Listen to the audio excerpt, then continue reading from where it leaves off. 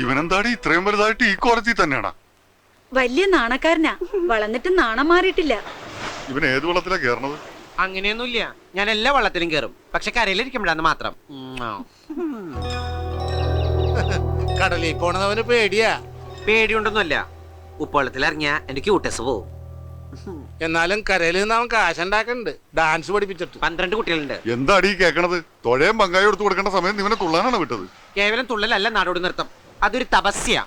ആ നൃത്ത സാഗരത്തിന് മുമ്പിൽ അന്തം വിട്ട് പണ്ടാറിറങ്ങി നിൽക്കുന്ന ഒരു കുട്ടിയാണ് ഈ ഞാൻ. ചളിനെ ചവിട്ടിക്കൂട്ടി കടലിലെറിയാൻ. പിന്നെ എന്റെ കൈ മാങ്ങ പറിക്കാൻ പോകും. രാധേ, വെറുതെ അല്ലേ സാധനത്തിന് പിടിച്ച് ജയിലിട്ടത്. അവൻ വലിയ ദേഷ്യക്കാരനാ, നിങ്ങൾ അതൊന്നും കാര്യമായിട്ട് എടുക്കണ്ട. ദേ, അച്ഛൻ മോനും വാങ്ങിച്ചോണ്ടോന്ന് പരിപ്പോടാ. കൊണ്ടുവന്ന ആളെ നിങ്ങടെ തിന്നാ മതി.